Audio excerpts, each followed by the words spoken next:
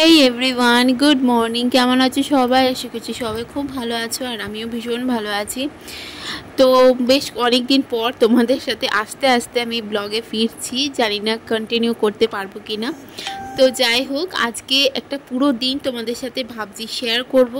তো তোমরা পুরো ব্লগটা দেখতে থাকো, আশা করছি ভালো লাগবে। এই সবে জাস্ট আমি ঘুম থেকে উঠলাম, এখন বাজে ওই 7টা মতন। আর এখন না অনেক সকাল সকাল, মানে সেই ভোরবেলায় আমাদের সবার ঘুম ভেঙে যাচ্ছে।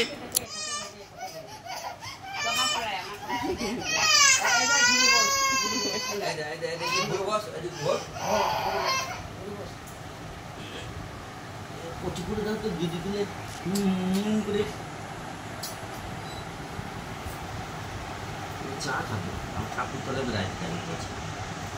পার্কে যাবে বলছি। আর রোজ সকালবেলায় এইটা হচ্ছে একটা রোজকার রুটিন। কারণ বাবা যেহেতু অনেক সকাল সকাল কাজে বেরিয়ে যায় ওই 8টার সময়, আর মিঠি উঠে পড়ে সেই 6টা নাগাদ।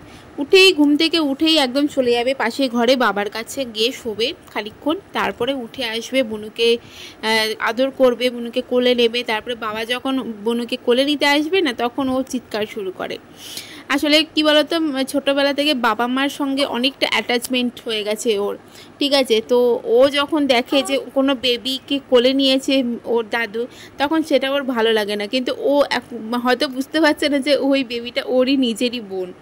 তো যাই হোক, আস্তে আস্তে যত বড় হবে তো আস্তে আস্তে সব কিছুই ও বুঝতে পারবে, বোঝে। তবু বাচ্চা তো, এক এক সময় এগুলো হয়, ঠিক আছে? তো তারপরে দেখো মিঠি একটু মানে ঘুরতে গেছে বাবার সাথে, আর আমি এদিকে মানে চিনিকে ফ্রেশ করালাম। হ্যাঁ, ওকে দুধ খাওয়ালাম, ফ্রেশ করালাম। আর এই যে ড্রপারটা দেখলে, এই ড্রপারটা ডক্টর ওকে মানে দিয়েছে নাকের জন্য। তো এই ড্রপারটাই ওকে রোজ দিই না, ওই মাঝে সাঝে এক একদিন দিই।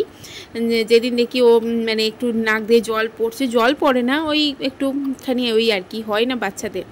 তারপরে যদি দেখি যে হাঁচি পড়ছে, তখন ওকে দিয়ে দিই। ওই একদিন ছাড়া ছাড়া, দুদিন ছাড়া ছাড়া ওই ড্রপটা ওকে দিই, রোজ না দেওয়াটাও আবার ভালো না।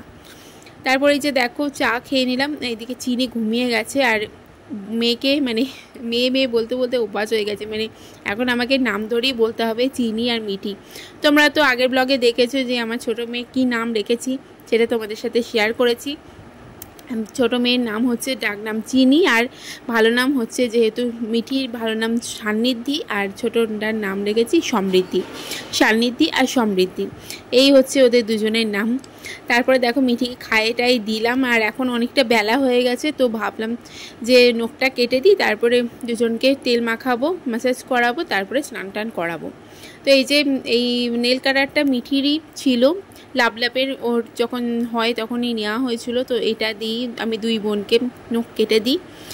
তো তারপরে দুজনকে স্নান টান করিয়ে দিয়েছি, দেখো মিঠিকেও স্নান করিয়ে দিয়েছি, আর ও চিনিকে স্নান টান করিয়ে ও ঘুমিয়ে গেছে।